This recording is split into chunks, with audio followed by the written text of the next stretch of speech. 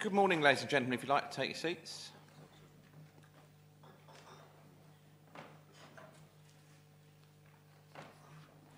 Can I welcome you all to this meeting of Cabinet today?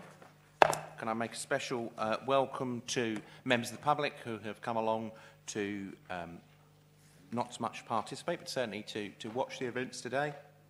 Remind members that part or all of this meeting will be recorded, and furthermore to specifically welcome Robin Patton, who is the independent chairman of the Governance Review panel. So we'll get straight into the agenda. Agenda item 1 is to authorise me to sign the minutes of a meeting held on the 8th of May as a correct record. Thank you very much indeed. Where was that pen?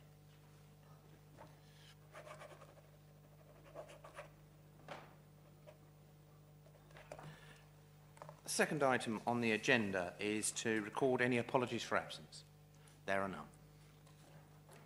Third item on the agenda is additional agenda item. There is an additional agenda item. It will be taken as agenda item 8.2, community-led housing project, and I believe that papers have been circulated to all members in light of that additional agenda item. Agenda item 4, urgent decisions. No urgent decisions. Agenda item 5, disclosure of interests. Councillor Kenwood. Chairman, I will declare a personal interest in agenda item 8.1 being a council representative on the Joint Waste Committee. Thank you very much indeed. Councillor Ganley. I declare the same interest, personally, for the same reason. Thank you. There not being any other there not being any other disclosures, I'll remind members to redeclare at the commencement of the relevant agenda item. We move then to the first substantive item on the agenda, agenda item 6.1, the reference from the Overview and Scrutiny Committee, the Community Governance Review from Bexhill. The Overview and Scrutiny Committee met on the 12th of June 2017. I trust members have those papers, which have been previously circulated. Councillor Osborne to introduce the report. Thank you, Chairman. Yes, very happy to sort of introduce this report. As you said, we discussed this at the Scrutiny Committee on the 12th of June quite extensively, very extensively, I would say. So it was a good discussion. It was slightly disappointing that there weren't more members of the public here. I think there are only 3 here, which I was expecting more, given the sort of interest that there has been. You'll see we added an extra a 4, which was put in by Councillor Barnes and supported by the committee with respect to parish council subdividers, Bexhill, Little Commons, Sidley. Whether that muddies the water or not, I don't know. We were sort of a bit disappointed with the response that came back. The initial sort of request, if you like, to carry out this review was made by 4,000 people. But the response was only sort of on this consultation, only around about 3%. And I think there was about 714 people who actually put their postcodes on it. So it was sort of quite a low number, which we were expecting a higher number. And it would have probably been better if there had been a higher number, but you know, that's where we are. The consultation cost of £10,000 was supported by the committee. We were concerned, however, that should that be a Bexhill special expense or not, because it's essentially a Bexhill matter. So there was concern from some country members that the country members will be paying towards this as well.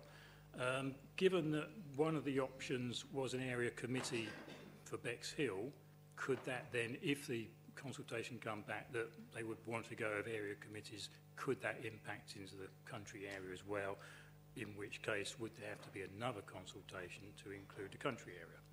So there's all sort of things that we've discussed. As I said, we put a lot into it. and hopefully, well, it's there for you to see.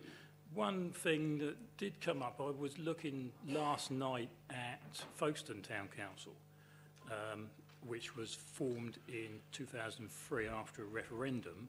The referendum was in 2003, that was formed in 2004. I sort of have an interest there, if you like, because a previous parish clerk from Canberra is now the town clerk in Folkestone. She left about 4 years ago, and she's the only paid member of staff there. She's on $50,000 a year. But they do have a total precept of this year, which is somewhere around £750,000. So it's quite a significant amount of money. But it's a similar size coastal town to Bexhill, so just where it might sort of be interested to see, you know, where it might be going with that. I don't know what services they run or anything else, but and they didn't seem to be warded. I think there's 18 parish councillors as they would be. So, if there's any further questions, I'll endeavour to answer them. Thank you. Robin Patton, is there anything you wish to add at this stage?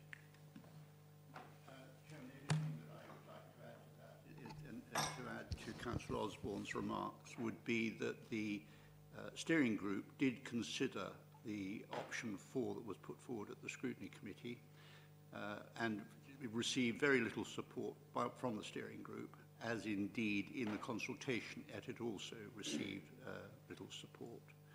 I think the only other comment that also I could make is that whereas the cost of the area committee going to, if it was formed in Bexhill, which would be paid for by all members of the public across the district, that does lead in turn that there would almost certainly be area committees in Rye and Battle, and of course it should be remembered that the cost of those area committees, if they came about, would again be covered. The cost of those would be covered by all residents in the district, including those people living in Bexhill. Thank you. Councillor Hollidge. Thank you, Mr. Chairman. I would like to recommend the options to the council, but with some amendments. The option 1, 2 and 3 to stay as they say, but option 4, it says in the 2007 Act that areas have to have a clear identity or community. If we were to carry on with option 4 as it exists, a lot of the existing ward structures cut across roads, they cut down the middle of a road, they don't include the schools, churches for these particular Little Common and Sidley. Therefore, I don't think that it's right to recommend option 4 as it stands, and I propose that we recommend parishing using the county council boundaries of Bexhill north, south, east and west to go out as an option 4. Anything else than that is more confusing and would need a boundary review to do so.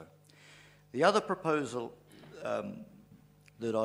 change I would like to make is that we do not go ahead with a postal consultation to Bexhill residents, that we carry through the existing consultation process, which has been going on for over 5 years in terms of engaging with the public, because I've got the Bexhill Town Forum minutes going back to 2010, and it's been discussed frequently in the public arena, and therefore I do not see any point in wasting any money on a postal vote to Bexhill residents.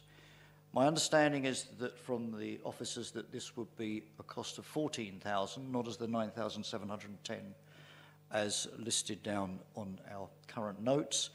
And to aggravate the situation even more, 90% of those would end up as being waste. It would end up in recycling, and that £14,000 could be better invested in services, hanging baskets, doing up the bus shelters, even investing in our sports centres. So I think the money could be better spent. But if option 3 goes out to consultation and people have access to a choice of having an area committee, it would mean that we would have a need, as Councillor Robin Patton quite rightly says, that Rye and Battle and the rural areas would need to have an area committee in their own right. We would then need to go out to the whole of Rother, which would move the cost of a consultation by posting to £30,000. And I truly believe that the residents do not want us to be seen to be wasting money. So those are the two changes that I would like to recommend, Mr. Chairman. Thank you very much. Indeed. Got a seconded, Councillor Mrs. Wheeler. Thank you, Chairman. Yeah, I fully support what Councillor Hollidge has just said, actually. I think that we do need to include option 4, and the best way around it is to have it for county areas because of all the boundaries. I also agree that we shouldn't be wasting £14,000 on sending by post to every resident. I don't feel it's justified with 714 people who provided their postcodes. Very small. Would have to be paid for by the whole of Rother, and they're not getting anything back for that at all. I believe the consultation we did last time on the last stage, we all worked extremely hard to get that out to as many electors as possible. And I don't see why we cannot do that again, going round to various, as we did, Tesco Sports Centres, Delaware, etc. I think that worked extremely well and it was very cost effective. So, yes, I second that recommendation, the changes. Thank you very much indeed. Councillor Kenwood. Thank you, Chairman. Chairman, can I concentrate on the recommendation 3, which is the potential functions that may be handed over? First of all, I'd like to ask the officers' advice on what they may possibly be. And secondly, to my mind, the one that I see is the biggest area would be the ground maintenance contract. I'm very much aware that we are tied into a contract with a contractor which also includes 2 partners. And I would imagine to try and break that would cause all kinds of problems. So I'd like to have some advice on that. And secondly, if by breaking that contract we end up having additional costs, would we be able to look to the new town council, if that were to happen, to pay those costs, or would we have to lose the costs? Madam Johnson to respond. Thank you, Chairman.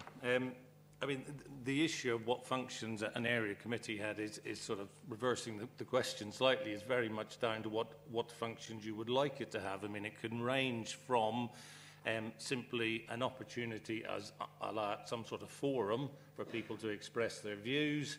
You could give it some control over some budgets if that's what you wish to do. Areas you could look at would be, say, grant distribution, something like that could be looked at. It's fairly unusual, in my understanding, that they actually ever have any executive powers, so it is really only certain functions that are devolved to them. But there is quite a wide range of issues.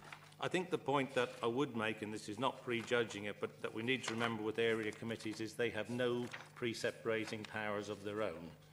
So all their money that they have is provided by Rother District Council, and that's the only option for funding of them. And I think that's a key thing with them.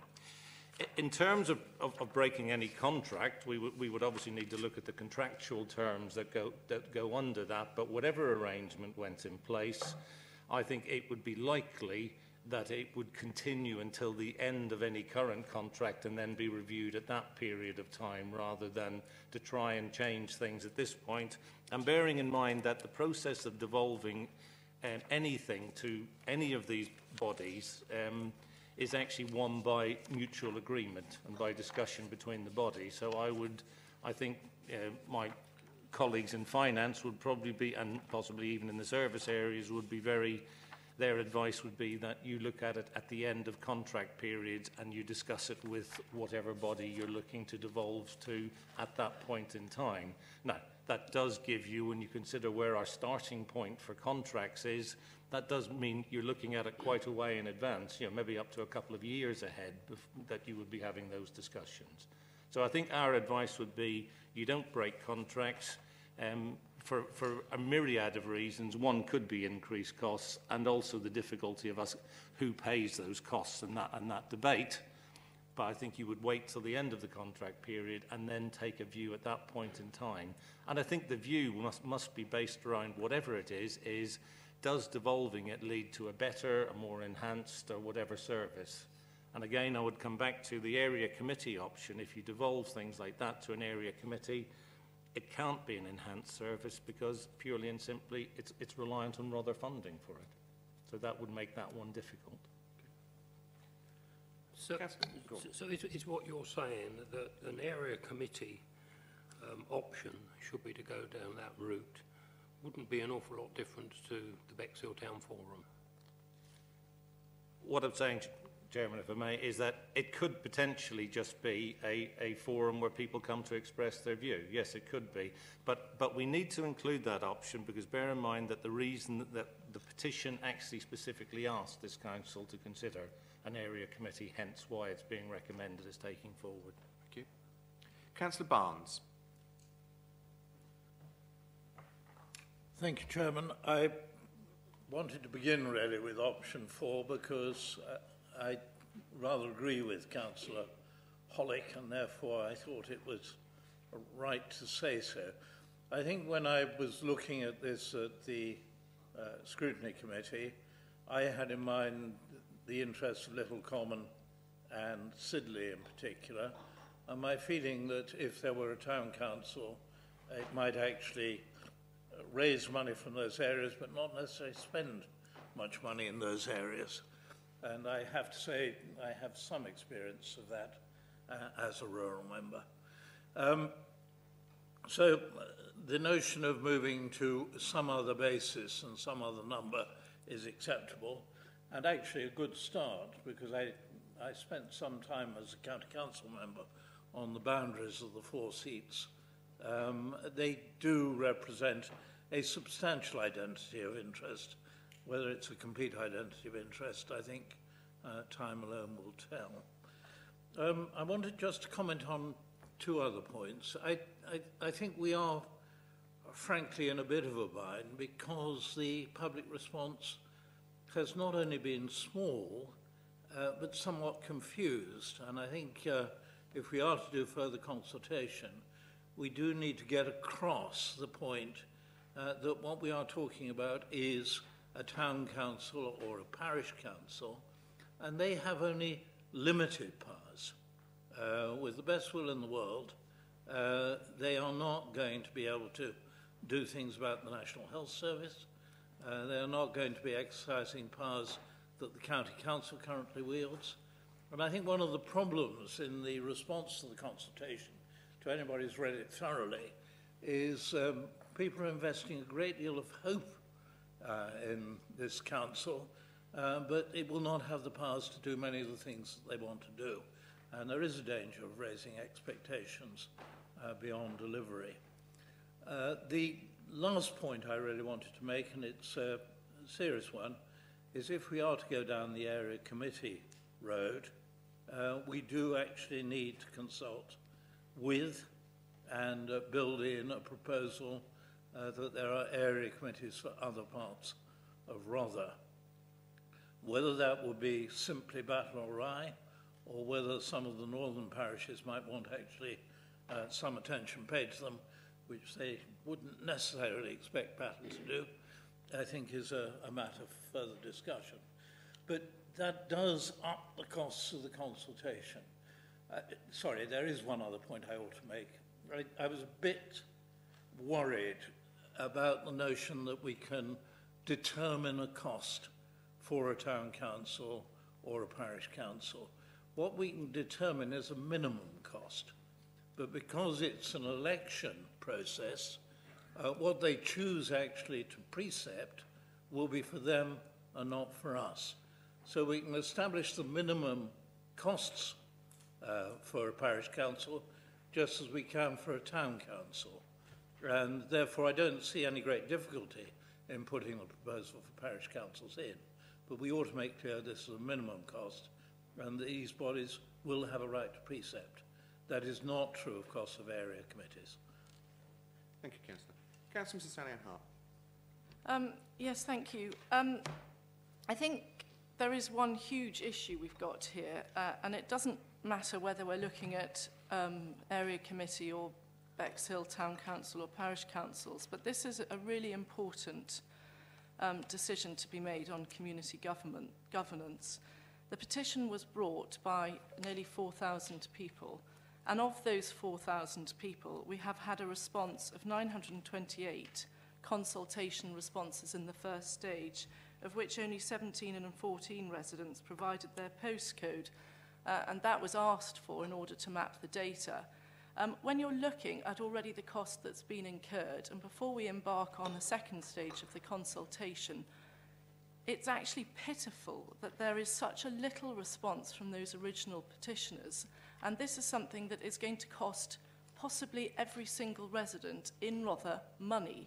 And when you're looking at the minimum requirement of 10% to bring that petition for a community governance review, presumably there is no minimum requirement in order to continue that into the second stage. I mean, we are looking at a huge cost for all residents in Rother, and I think we need to question that. Malcolm Johnson, to respond on the specific issue of the cost. Yeah, I mean, the cost is what it is, and I mean, we've been asked to look into the cost of distributing the information that's been provided to both the steering group, scrutiny, and it actually has increased as I have to say, the volume of information perhaps has increased. Just on the, and as members have said, it's about £14,000 now for Bexhill. We didn't ask for a price for the whole of Rother, but on the basis that Bexhill is approximately 50%, I think you can say it's somewhere in the region of double, would not be far off the ballpark figure as Councillor Osborne referred to earlier. In terms of going on to the second stage, we started this process by telling people there would be 2 stages and that they didn't have to necessarily be registered, they didn't have to respond at stage 1 to be able to respond to stage 2. So, and also legally, we are obliged to go on to stage 2. You're obliged, once you've started this process, to finish it. So, I'm sorry, that may not be what you wanted to hear, but that is, you know, the implications are, having started it, you must continue. I think even if there wasn't a legal issue, there is the point that I've just made a moment ago that we did tell people there'd be a second stage, and some people may have said, I was going to wait till stage 2. We don't know that for certain, but having said that and started out with that as our way forward, we are, I think, obliged to continue it. Okay. Robin Patton. Thank you, Chairman. Although I'm aware that the cost of the form of consultation is very high, I do think that members need to be aware of the fact that there is a very positive and active political group that is highly dissatisfied with the democracy issue that the Council is showing the residents of Bexhill. I agree with everybody that the numbers responding to the original 928, I think Councillor Hart said, is pitiful. And indeed, that was one of the reasons why option 1 was included in the report. In other words, that if there are so few people that are showing genuine interest, right, there should be no need to change the system that we've got. However, I do think that the Council has a responsibility and a need to have a referendum light, if you like. The cost of actually having a referendum for the residents of Bexhill would be far too expensive. But I do think that the Council need to be able to show to every resident in Bexhill that they have all personally had the opportunity, specifically addressed to them, to reply and to answer the terms of the consultation. If as a result of that £14,000 consultation, again, the answer is pitiful, the replies are pitiful in numbers, I think that then gives the Council the opportunity to act accordingly. However, one would hope that because each household is receiving, if you like, a pseudo-referendum document to vote on the issues and the offers put in front of them, one would like to think that the response would be very much higher, which will then give sensible and proper guidance to the Council to make the decision that the residents of Bexhill are looking for. Thank you, Chairman. Councillor Ganley. Thank you, Chairman. As Cabinet Member with portfolio responsibility for rural affairs, I'm totally opposed to the rural community having to pay for a consultation in Bexhill with which they have absolutely no interest whatsoever. So whether it's 10,000, 14,000 or 30,000, I'm opposed to it. Less than 3% of Bexhill residents responded to the consultation. More than 97% said, I'm not interested, and put the leaflet flyer into the recycling bin. At least as portfolio holder responsible for waste, I do hope they put it into the recycling bin, not elsewhere. I think it's absolutely absurd that we continue with this process, but apparently we're legally obliged to, so we're stuck. But I'm opposed to spending money on it, taxpayers' money, not our money, taxpayers' money. Thank you. Councillor Hollidge. Thank you, Mr. Chairman. Taking up on Councillor Hart's point about costings and full information, I think we all recognise that we're obliged to go through to the stage 2 process. It's just a matter of how we consult. And what we're suggesting is that we don't waste taxpayers' money on a postal consultation. But the information that is required must be true and accurate. It is a minimum cost, that £100,000 if it were to be a town council. A lot of the town councils that we have here, and I've looked through so many different town councils, they have a much higher figure.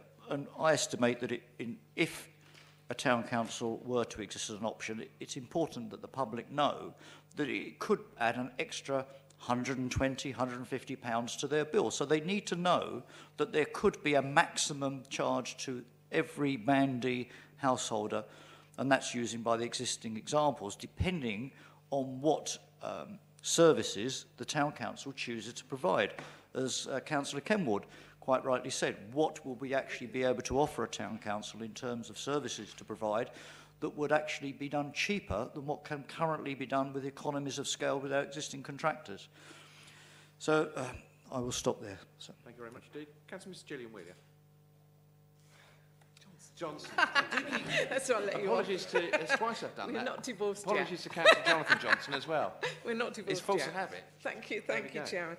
Yeah, it was just picking up really on some of the key issues that people actually did vote on, and as Councillor Barnes alluded to, on this sort of consultation there were around 39 key issues identified, and of those only 13 were where Rother was directly responsible for those issues. The rest were East Sussex County Council, or else things like hospitals, etc., and tax that was actually to do with central government. So although we had that many responses, people weren't actually voting on they were voting on for something that wasn't there. So we have got to be a lot clearer on the second, I think, consultation as to what our services actually are, that they are dissatisfied or would like to see better. That's Thank you very much. I mean, I'll add to that. It would be really useful if the campaign groups that advocate the town council could say exactly what it is that they think that Rother isn't doing well. And they could be more honest with the electorate in terms of describing those services that could be devolved to a town or parish council of which they would have influence over. Because there needs to be stopping this culture of misinformation which is out there. I've said it before, but I'll say it again. We're not talking about creating Bexhill Borough Council.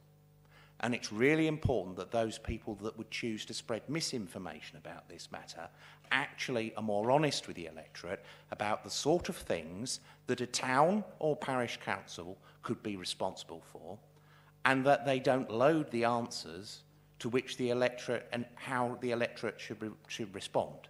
Because we've seen the Democracy for Bexhill suggested responses. The sheet that seeks to actually say to the residents of Bexhill that you don't actually know about this or you don't actually know about that, but we're going to actually suggest how you respond.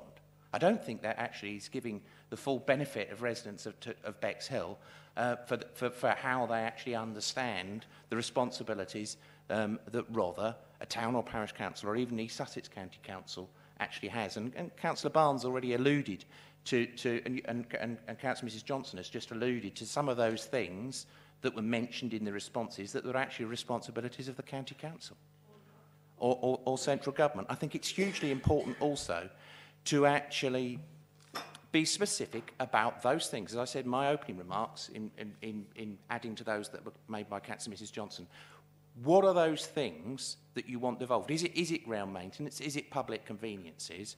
Because they will only be the sort of things that other parish and town councils do. They won't be the things that a county council does. They won't be the mainstays of what a district council does. It won't be talking, for example, about those issues that are currently in the joint waste contract. They need to be more honest, and I would encourage those people who have thus been involved, and they're sitting at the back of the chamber today, to actually be a little bit more honest with the electorate about the sort of things that a town or parish council can do, and the likely costs. Because as already been said, the minimum cost is 100,000, and more typically, we see precepts of between £500,000 and £1 million for parish and for town councils across the country. That's what I mean by being more honest. Councillor Mrs Kirby-Green. Thank you, Chairman. I'd like to reiterate Councillor Ganley's point. I represent a rural area and I'm absolutely vehemently opposed to spending 10,000 or 14,000 given 900 people have responded. I mean, it just seems crazy. And to come back to Robin Patton's point about a lot of people in Bexhill don't feel happy with democracy, I can assure you, if you go to any rural area, their overwhelming view is that Bexhill owns the balance of power, and they feel just as strongly about it as you can ignore me or you can disagree with me all you like, but I represent a rural area, a large rural area, and they think all the money gets pulled into Bexhill and they get the rough end of the stick. Thank you. Councillor John Barnes. Yeah, I wasn't going to speak again, but I was struck by ex-Councillor Patton's reference to a referendum. The more this takes on the shape of a referendum, the more worried, in a sense, I get about the level of information out there. We have a lot of experience recently of referendums in which a good deal of misleading information has been flung around. So if we are going to regard this as more akin to a referendum than a consultation, I repeat what I said earlier. I think we do need to set out very clearly what precisely powers would be accorded to a town council, to parish councils. As a chairman of a parish council, I think myself the chairman of a very responsible body. We do a certain amount. We are consulted a great deal. I think we are valuable. But at the end of the day, our powers are limited by 2 Acts of Parliament, and we have a whole range of functions that we cannot carry out.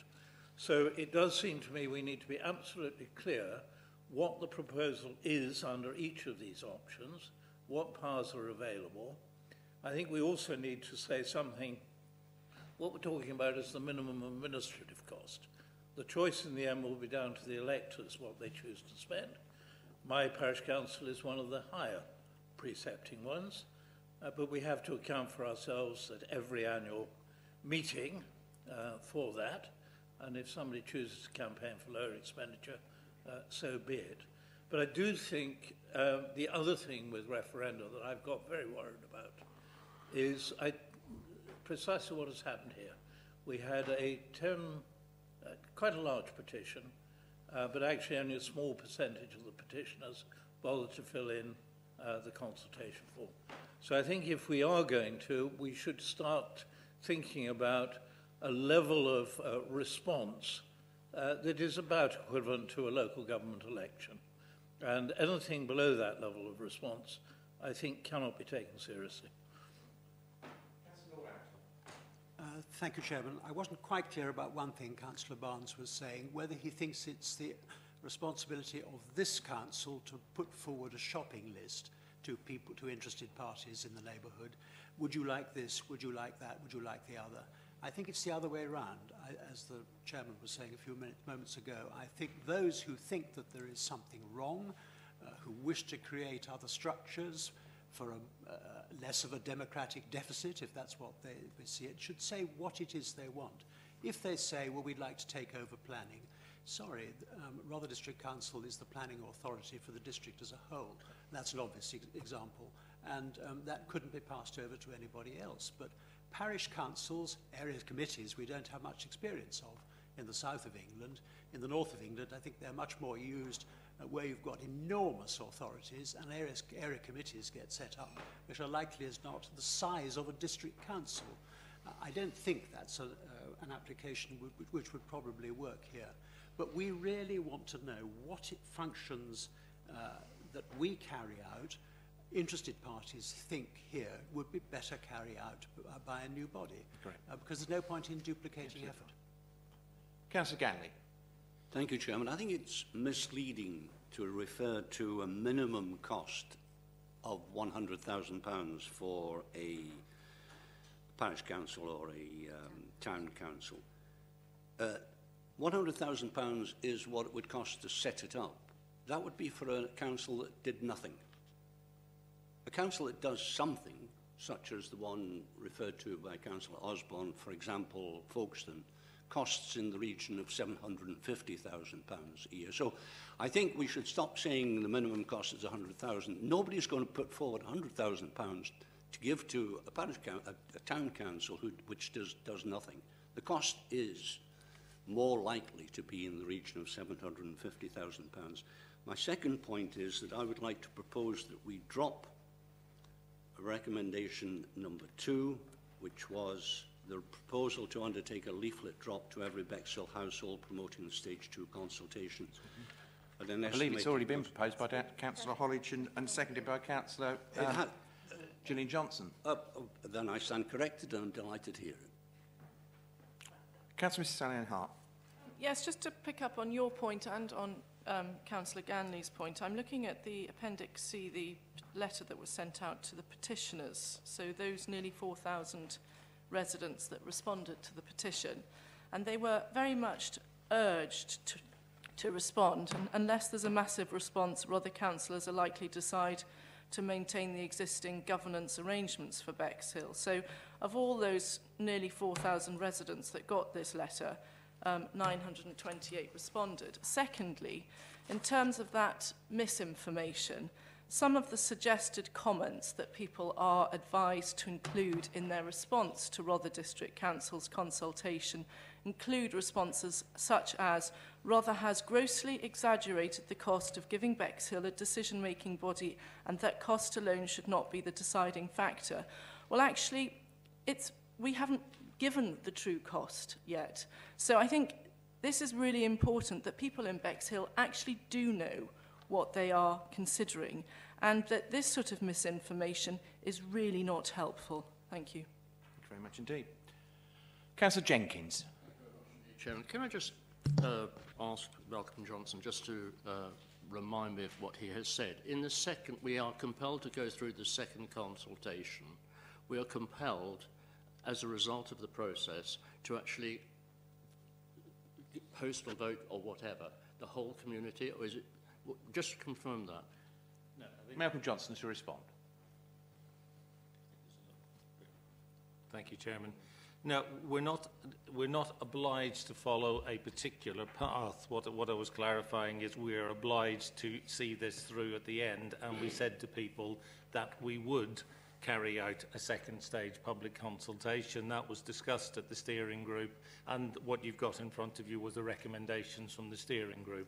The legislation does not make specific reference to how you do that, other than, as I said earlier, once you've started, you must finish, and the generally accepted way of carrying this out is a two-stage process, and that's what's been carried out in other areas, so it would be considered good practice.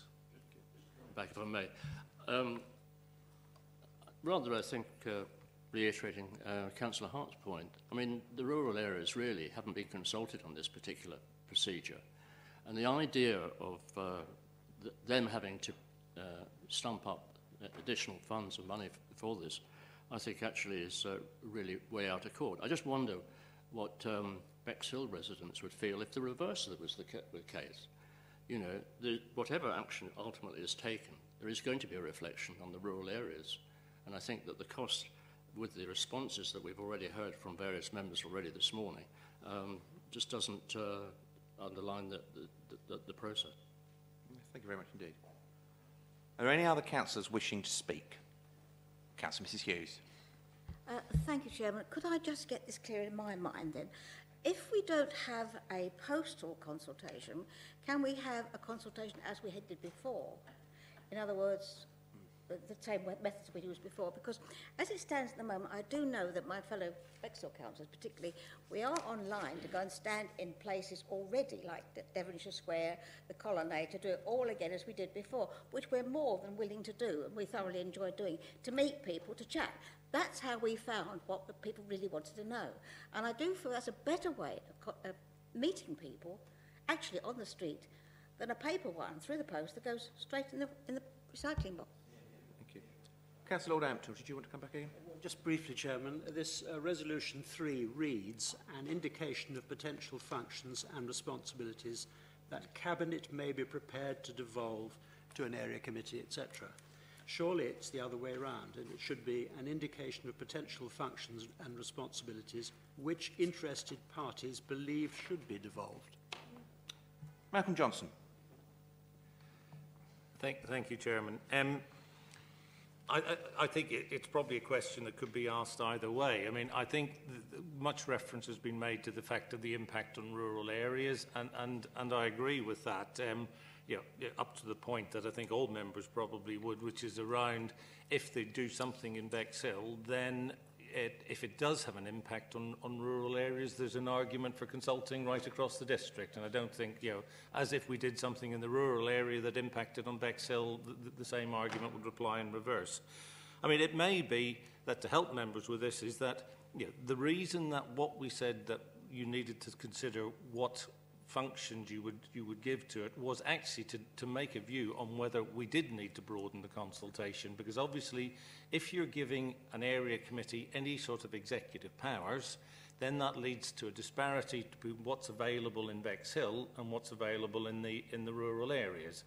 Members may wish to take the view that an area committee, whatever it looks like, will not have executive powers, in which case there will be no difference to what's available in Bexhill as to what's available in rural areas.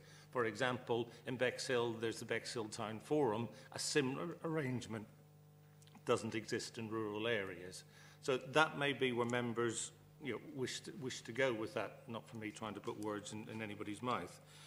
I think the other thing I would just slightly caution on is that with the amended fourth option, that is going to mean that we're going to have a long, hard look at that option and look at some, again, costings, which, as members have quite rightly said, is difficult because initially you have to assume it does nothing. That situation inevitably will not continue, but what it looks like depends on two factors. A, what a town or parish council wants to do, and B, what Rother District Council is prepared to devolve. And both of those factors have to be brought into consideration. So we will do our best. It may mean that we have to defer the second stage consultation, but we'll let members know what that position is. Councillor Ganley. I wondered if Councillor Lord Ampthill intended to propose an amendment to recommendation number 3 along the lines that he has just spoken of. Lord Ampthill, to respond. I'm happy to do so, Chairman. I think if it's helpful from the chair, I mean, certainly, I think it is a two-way street. I mean, I alluded earlier to some of the comments that have been made, both on social media and indeed in the echelons of Bexhill, around some of the sort of issues that a town council may have responsibility over. But we know, it is a fact, that it can only have responsibility over those areas that the district council is happy to devolve. So would it be helpful for members here today to, if you like, give a shopping list from which, we can actually have then a discussion along the lines that Councillor Mrs Hughes has alluded to with residents about the sort of things that residents think that a town council could essentially do better. And let's be absolutely clear. I've said it before, I said it at scrutiny, and again, this point hasn't, I don't think, been made as well as it could be. We are talking today, we've spent an awful lot of time talking about governance, when actually what we should have been talking about maybe is how tangibly a town council would make things better for the people of Bexhill. because every single penny that we spend should be spent, I believe, on the services that this authority provides. And every single penny that we've spent thus far, it should be said, has diverted money away from those essential services. Very much the thing that the Labour Party nationally has been majoring on is that we should be concentrating on the services that we provide. And I'd be very interested to see if Jeremy Corbyn, and unfortunately I didn't have a chance to chat with him this weekend when he was in Hastings, but it'd be very interesting to hear if the leader of the national opposition thought it'd be a good idea to charge people in Bexhill money for administrating local services rather than actually on local services, as the local Labour Party seems to be obsessed with. Councillor Ms Sally-Ann Hart. Councillor Hollidge. Thank you, Mr. Chairman. While we are discussing this, this is the minutes from the Town Forum of the 26th of June 2012, when a presentation was given on town governance. And something that was in there which struck me as being, I thought, the best way forward to creating neighbourhood councils. An example of Horsham. You've got 3 neighbourhood councils there. It's well documented. The Dean Forest and Trafalgar Neighbourhood Council have existed since '74. And looking on their websites and having visited these areas, they seem to work successfully. They were originally established as planning consultative groups to assist the District Council in obtaining local views on planning applications. Over time, the role has developed on a wider feedback with consultation surveys. Candidates put themselves forward for election, conducted by the District Council. A small grant is paid by the District Council to cover the administrative roles of each neighbourhood council. And that's not dissimilar to the way the Bexhill Town Forum currently works. And they could quite easily step up and raise their game and provide a better model of consultation within the residents. And I've been to every one of those, most of them, sorry, since 2010, along with Councillor Hughes. And they've done some very, very good work, and along with other organisations that turn up there. And it's clear there's a passion from residents in Bexhill to have groups created that either cover a particular geographical area or a particular area of passion or an interest group. So I think that model is a better suited, and I'd like to see that put forward as an option on the any further consultation that go out, because we're not giving the people the full information. But I'll get onto that just now, if I may. The legislation has caught up with the neighbouring councils, neighbourhood councils, and they're consistent with neighbourhood forums referred to in the Localism Act, which is suited to neighbourhood planning arrangements. So it goes on. But I think that is a model that should be included, because it's not there as an option for the public. And unless you're an anorak like me that goes to the town forum and listens to everything that goes on, they're probably not even aware of it. But Councillor Barnes alludes to a very important point about referendums, and it's to do with the trust in politicians and politics, and it is pertinent at this point. And I've got here the EU referendum on the 23rd of June 16, the information that was sent out by the government, which recommended to remain in the European Union. And it says there that coming out of it would put value on the pound and risk higher prices of some household goods and damaging living standards. And I've got the exchange rates on the 31st of May 2016 and the exchange rates that I took out this morning, and they're 12% higher. So imported goods have gone up by 12%. But even if you tell the public that it's going to cost you more money, quite often they will either don't believe you or they will be prepared to pay extra money. Just one point of clarification. We're not here to discuss the EU referendum, so I'm going to stop you there.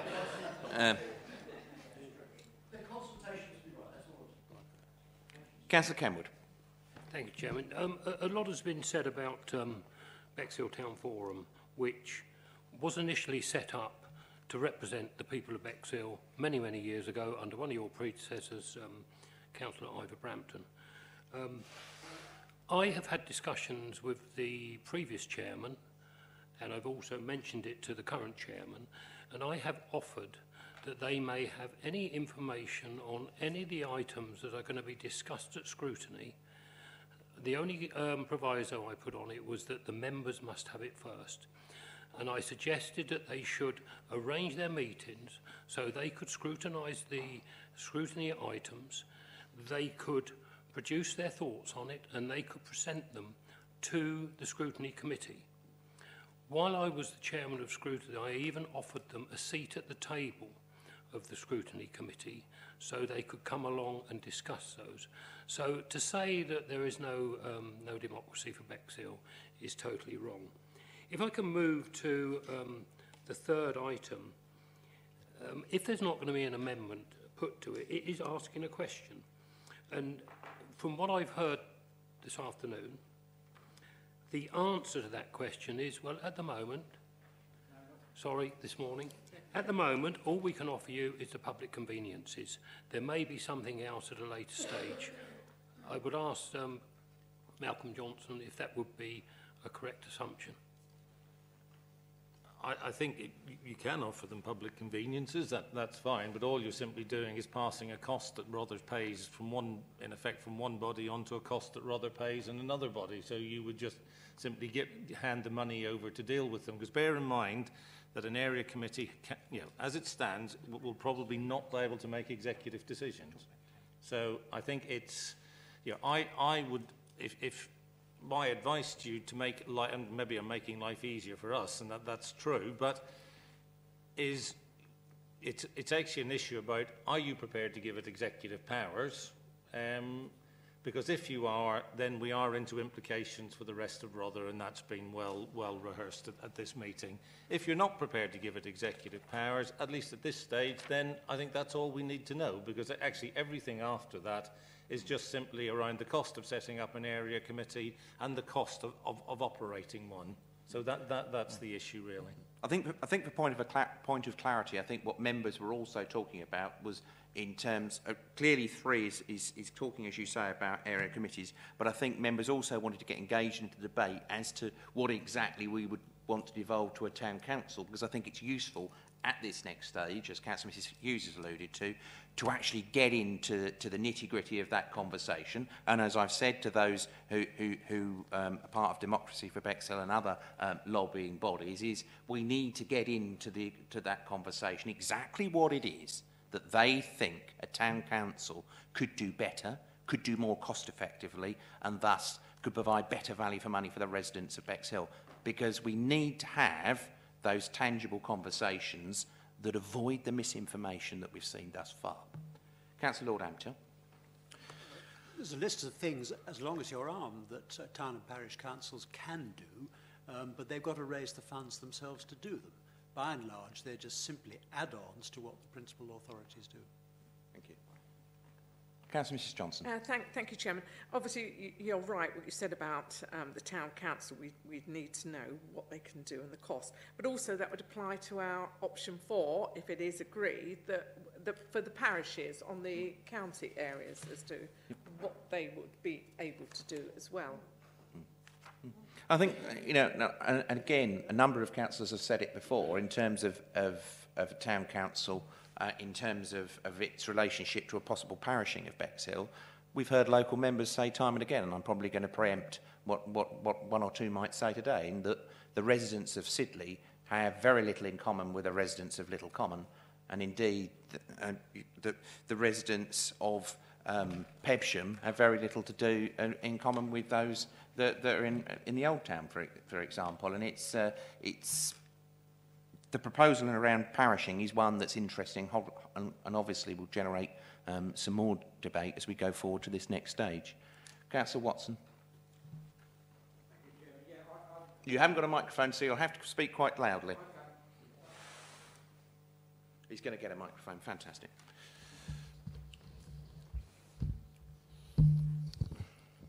Thank you, Chairman. Just take these off. Thank you, Chairman. Yeah, it's been one thing I must say, it's been an extremely good debate.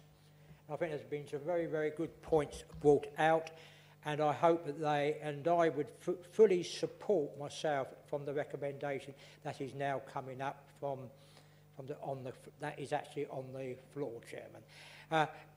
Saying of Sidley, and if we take option 4, one of the biggest problems with that, which is a practical problem, would be to get people actually to sit actually on a council. It's very, very difficult to get people of Sidley to do anything. And I think this is one of the important things. Yes, I mean, the whole cost of this sort of thing is falling on people like who live in Sidley, and there's a lot of people whose income cannot afford any more.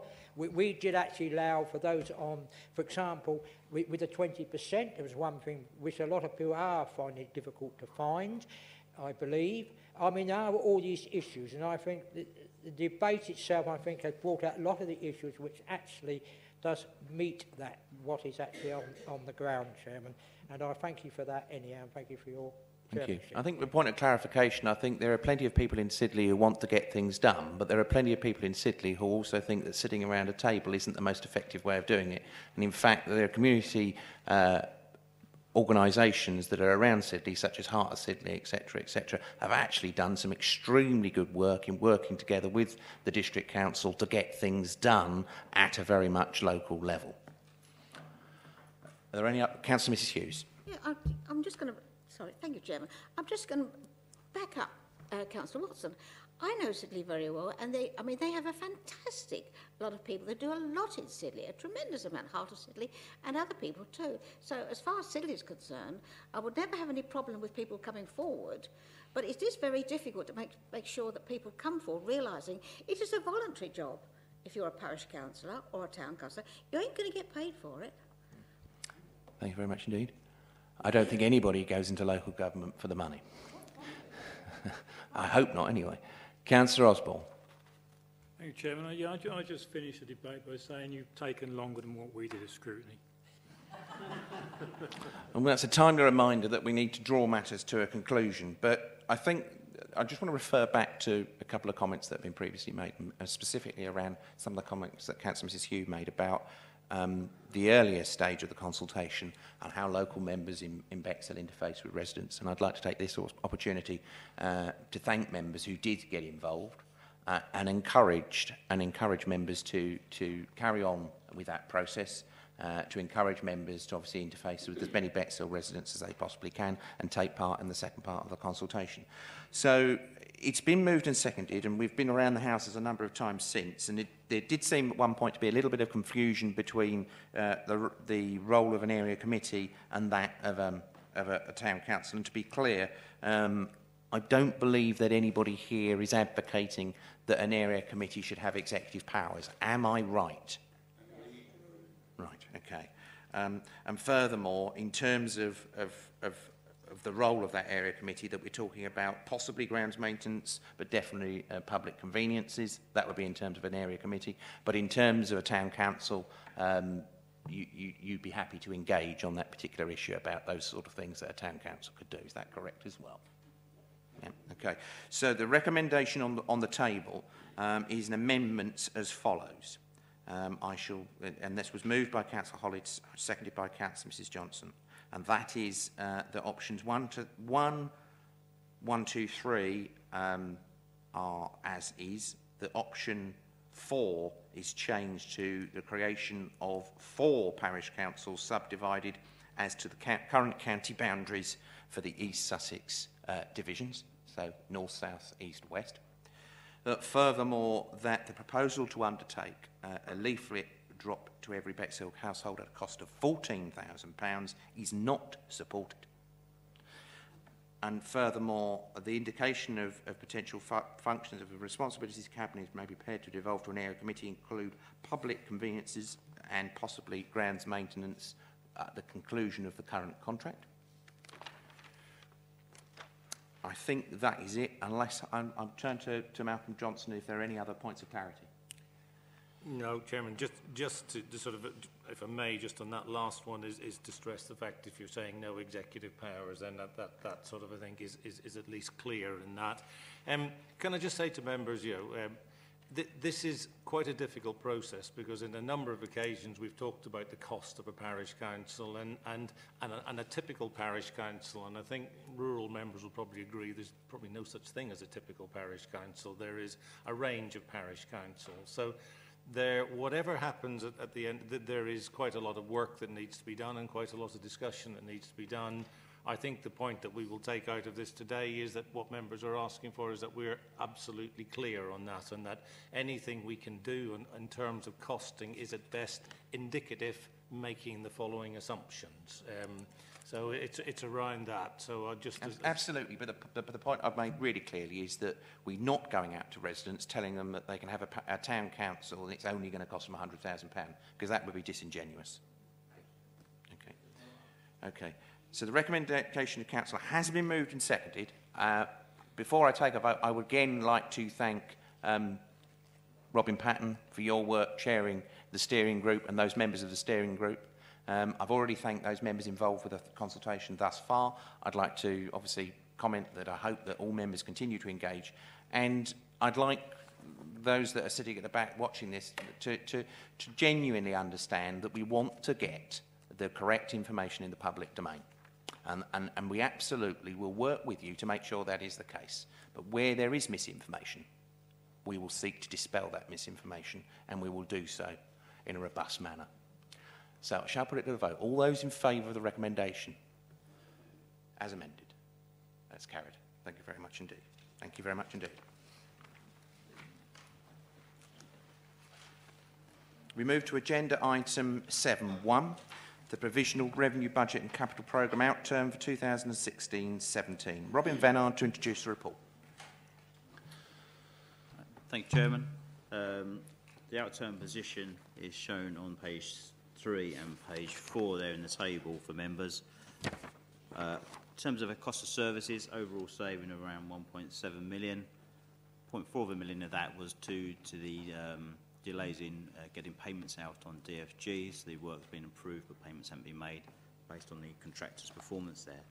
So overall, 1.3 million of cost of services saving, which is broadly in line with the savings we took out of the 17-18 budget. So it is kind of in accordance with expectations of what I expected to happen in 16-17. The actual variations are shown on pages 4, or big page 4, 5, 6 and 7 there. In addition, we received substantial additional monies from the government later on in the year, and that's subject to report on the agenda 8.2 that we referred to earlier in the meeting. There are some other monies in terms of other grant funds that we received which weren't budgeted before, and therefore we've had an additional, I think it's around £1.2 million worth of overall income there. So in terms of our revenue budget, it did perform much as I expected. The savings that we generated through the year were from areas that we were aware of, and those have been built into the 17-18 budget, so we can rely on those, and that's obviously good news for the council in terms of meeting its future financial strategy. In terms of the collection fund, council tax was broadly was in surplus. Business rates was broadly in balance. There's a small deficit there shown on page 8, paragraph 34.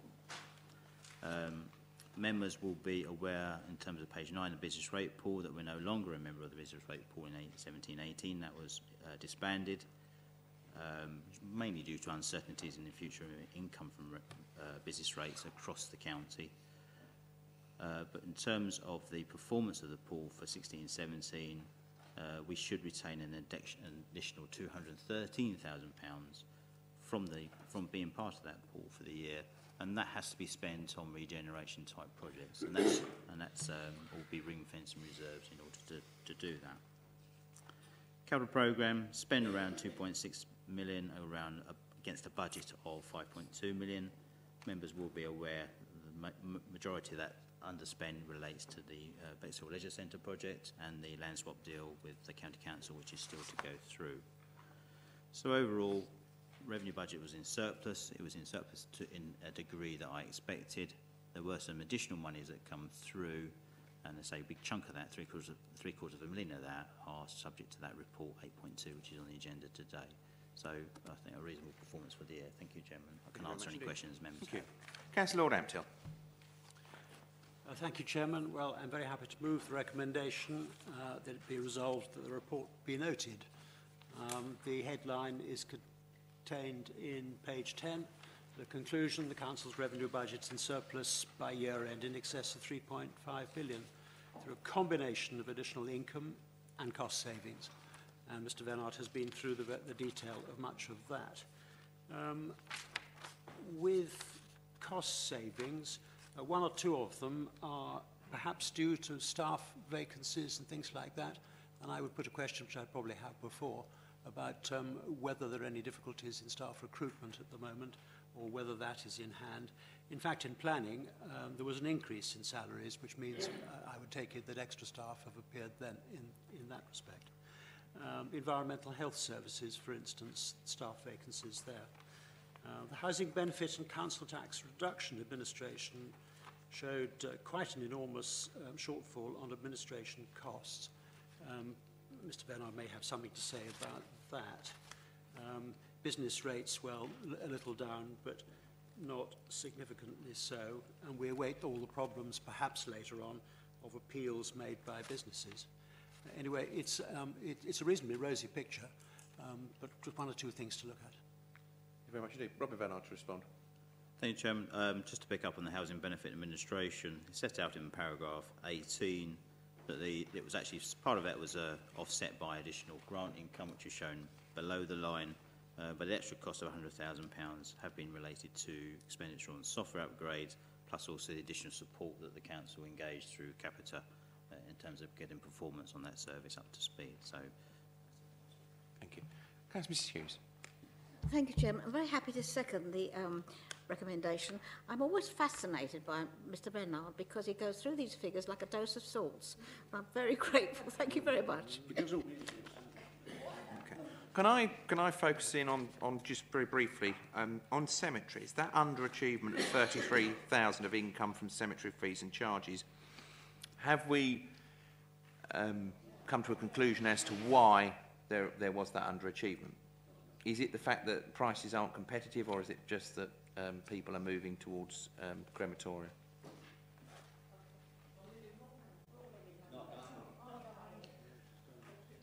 Tony Leonard's jumping in with this one. Oh, we're both feet. Not too keen on that one, I'm sure.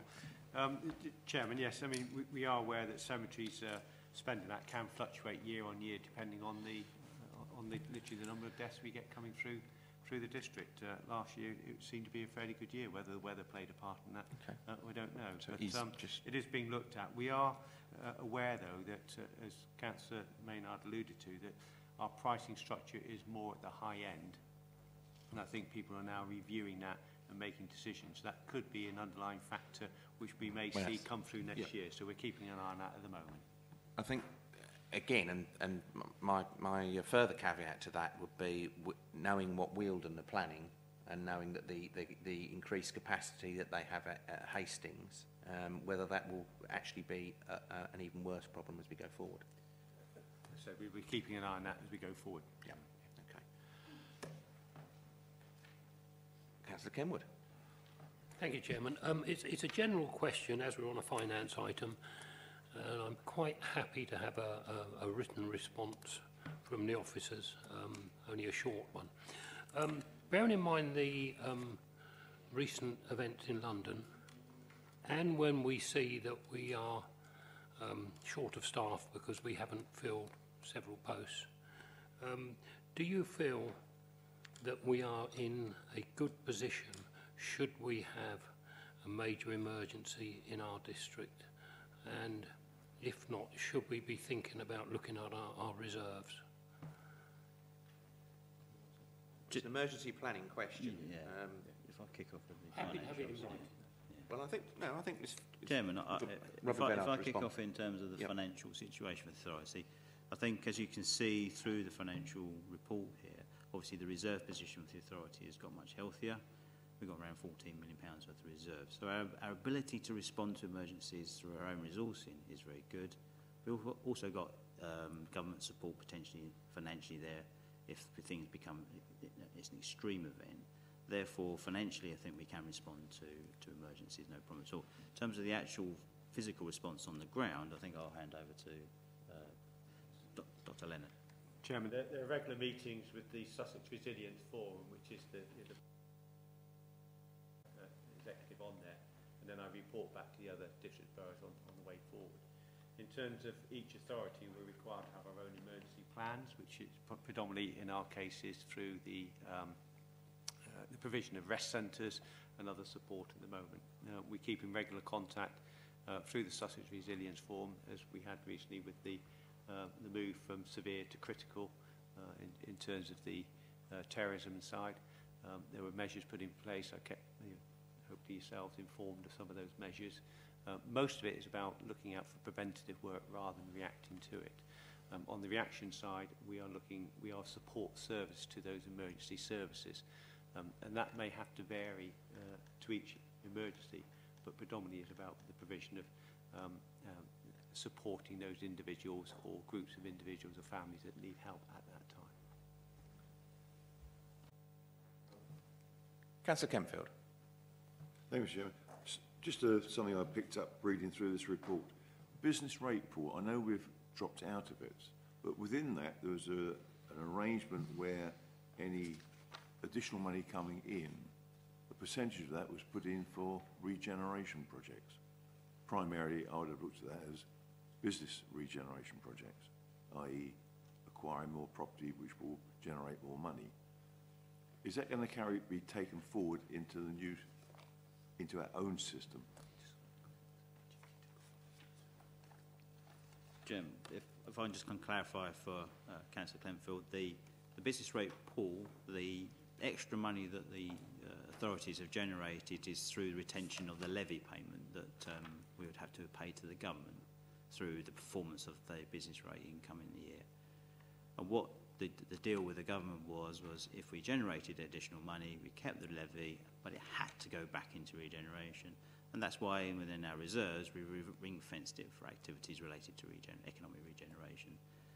For example, we could use it to, as you said, to invest back into property to generate better returns for the authority, but also make an improvement in terms of the economic activity within the district. So that money is ring-fenced.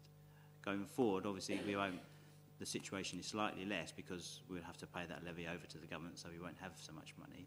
But clearly, if we make surpluses in year and members wish to support our investment strategies, which through the ROTHER 2020 programme, we can ring-fence money for that purpose if we're able to. Okay. Councillor Mrs Johnson. Thank you, Chairman. It's just really an offshoot about Councillor Kenwood was saying about security. I was just wondering, in light of everything that goes on, do we have any security precautions for members of the public when they come into view debates or what have you? Do we just into the town hall? Tony Leonard to respond. Chairman, every person has to register in and out of the town hall. It's part of not only security but for fire evacuation procedures and that. Any checking of bags or anything? Not at this moment in time, no. Councillor Ganley. Thank you, Chairman. Page 9, big page 9, paragraph 42, work continues to resolve the outstanding issues with County Council. 3 questions. 1, when did such discussions start? Number 2, how long are they going to go on for, and when can we have a resolution? Actually, I've forgotten the third question. What was the third question? Who wants to take that one? Why is it taking so long? We're trying to get an answer to you. No, I was too busy making a note of something else. I wasn't listening to your question. Sorry about that. It's about the land swap, East Sussex County Council. I'm not sure at this stage, as it's been raised, where I need to declare an interest. I probably do, so I shall now, before we take that answer, I shall declare an interest as an executive member of East Sussex County Council. Councillor Barnes, I assume you want to do the same one. Yes. I'm up to speed with the question. Sorry about that. I was making a note about the checking of bags and things like that. May I just say on the Bexhill Leisure Centre one, that came about at a time when we were looking to renew the contract, and at the time we were writing the corporate plan. And the Leisure Centre, which is the corporate plan, runs from 2014 to 2021. So around about 2014 we started progressing that. It came about mainly because of the North Bexhill Access Road, where there was land that we owned, such as the depot facilities and other sparse places of land, which the county were looking to compulsory purchase from us. And we came to an agreement that rather than compulsory purchase, we would like to acquire the site of the thing, and we then went for a swap. As members be aware, there were a number, following on with that agreement and reaching a price with the district valuer, when we got into the detail of the land and the land ownership there were a number of question marks over some of the land within that swap, which has generated a series of legal questions all the way through. Back in May, I was hoping to get this resolved. I met with the executive team up at East Sussex County Council, and they had to pass it back to their legal team. During my time last week, I did get a response from them. I'll be picking up that this week, and it seemed to be a fairly optimistic response for us to be able to move forward on it. But I haven't read it in detail at this moment in time. Just very quickly, I did sort of partly dismiss, not dismiss, but didn't fully answer.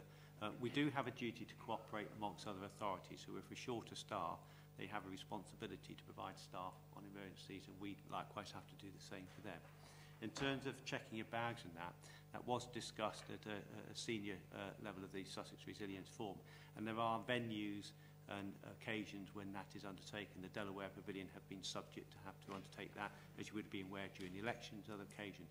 They're not doing it, and they're recommending we don't do it everywhere on every single occasion, but where they believe there is a possibility of that sort of activity happening. So there is a protocol in the way that's being applied.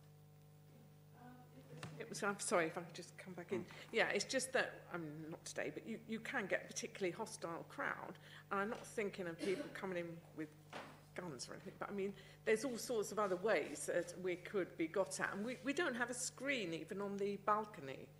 I just wonder sometimes with people sitting at the back, when it's a hostile crowd, it could be a bit intimidating, and possibly people should be directed. There could perhaps be an easy solution in that, yeah, absolutely, yeah, in that perhaps members of the public in the first instance should be shown to the upstairs gallery rather than the one behind members. Because we have had occasions in the past where members have felt intimidated, and I can remember a number of planning meetings where we've had that over the years, and whether or not members of the public are signalled to the upstairs gallery in the first instance, and when that's full we use the downstairs gallery, that might be a good idea. Councillor Kempfield. The only major instance I remember over the years I've been here was people in the gallery actually throwing things into the arena down here. And one of the members was a police special, and he tried to intervene. He wasn't big enough. And the odd time we get robust comments made, but there are times I wonder, but we should have some more, and I'm more concerned about the access to the general parts of the building when the public are in. I'm thinking fire exits and such. I'm sure it is being looked at, but we'll ask that is looked at with some extra vigour by officers, and then perhaps there may be a report to come forward. I don't know whether it would require that or whether or not. I mean, certainly it's been also asked of me as a county councillor as to whether that building is actually secure when we've got some pretty heated meetings going on there. And I think that we need certainly to tighten up on security, bearing in mind the sort of things that have happened nationally, and certainly with the MP that was sadly murdered last year. Are there any other members that want to speak to this agenda item? The only other item I want to raise is around pre-app discussion on planning application income. Is that progressing well?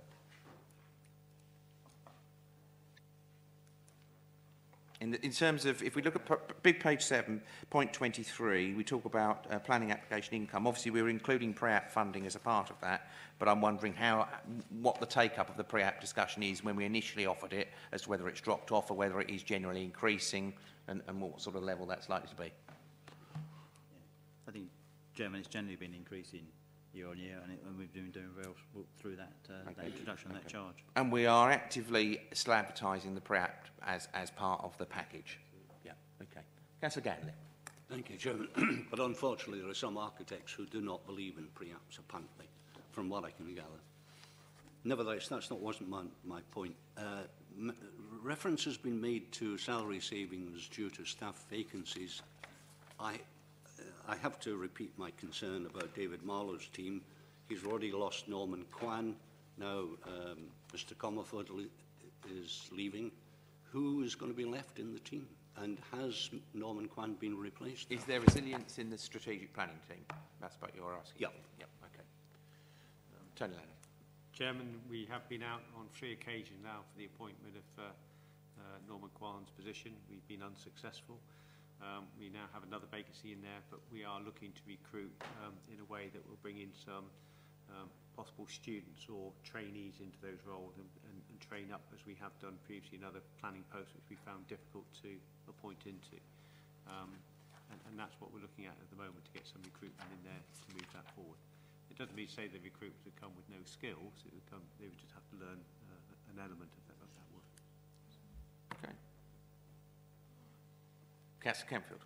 Can I just come back on Councillor Ganley's comments about the architects not being supportive of the pre-apps? The architects are quite happy to have pre-apps. It's the clients that don't want them. The agents, yes. The agents like it, the architects like it, because they get a commission off it. The applicants don't like the advice they receive. They want to go down their own path. We're not having a discussion. That's it, right. Did I see Councillor Holly? Should you have your hand up? No, you were just waving. Okay. It's been moved and seconded and it's been discussed. All those in favour? That's carried. We move then to agenda item 81, waste recycling and street cleansing. Right, okay. Talk amongst yourselves, yes. Waste recycling and street cleansing services contract. Councillor Ganley. Thank you, Chairman. I'm very happy to move this recommendation. If you would, yeah, okay. No, I was going to get a seconder, actually. Councillor Kenwood. Good. Very happy to second it. Councillor Ganley, back to you. Thank you, Chairman. This follows on from the Joint Waste Committee meeting held a week, 10 days ago. The most important part of this is the IAA, which is... You're redeclaring your personal interest first, though, aren't you? Indeed I am. Thank you, Chairman. And Councillor Kenwood did as well. I thought he did. Carry on. You caught me. The inter-authority agreement on page 16, which is quite technical, and but nevertheless hugely important. It ties all members of the Joint Waste Committee into following through. And if any member decides to fall out, to drop out, either before or after the contract is given out, there will be penalties. So they have to sign up to that. There are one or two members who have different thoughts. Hastings, for example, would like to do street cleansing themselves, but seem willing to sign up to the rest of the contract. Eastbourne, we think, still wants to do weekly collections as opposed to fortnightly for the rest of us. Lewis, I'm not sure. So we have, or rather the officers have asked members to decide by the next cabinet whether or not they agree to sign up to this new contract. And I believe that the next cabinet meetings of Hastings and Eastbourne are in the middle of July, around about the 12th, 15th, thereabouts. So that is the deadline. And we will know then how many members there will be, and we can then proceed with the contract. Details of which are all shown in here. Thank you very much indeed. I'm sure all councillors read the report thoroughly. Brenda, is there anything you wish to add at all? Okay. Thank you. Right, then. Councillor Kenwood? No, we're not voting quite yet. And to thank all those members that have obviously been involved thus far, and I was also obviously part of that Joint Waste Committee until very recently and found it extremely interesting. But I also, it's an ideal opportunity to thank a member of staff who, second only in terms of our former Chief Executive in the length of time that he's actually served on this authority, and members will be aware that this is Alan Dodge's last week with this authority, and to have served this authority for this long is an achievement in itself. And Alan, I'd invite you, if you want to say anything, forget the agenda item for the moment. This is your moment, as it were, but I'm sure that all members would like to congratulate you for the service that you've undertaken for as long as you have. And a round of applause as well. But the floor is yours. Thank you, Chairman. Thank you, members. Interesting period. Seen a lot of change. Strangely, things stay the same somehow. Still arguing about the same things they were when I came here first. From my personal point of view, what I would say is that in my dealings with members and with the public, I've always tried to be honest, pragmatic, and I hope that's come across because that's what I feel is the right thing to do. Thank you. Thank you.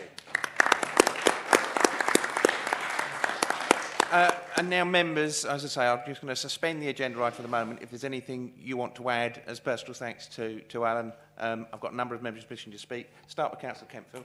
Thank you, Mr. Chairman. Well, knowing Alan for near enough the duration of his period here, I'd like to congratulate him on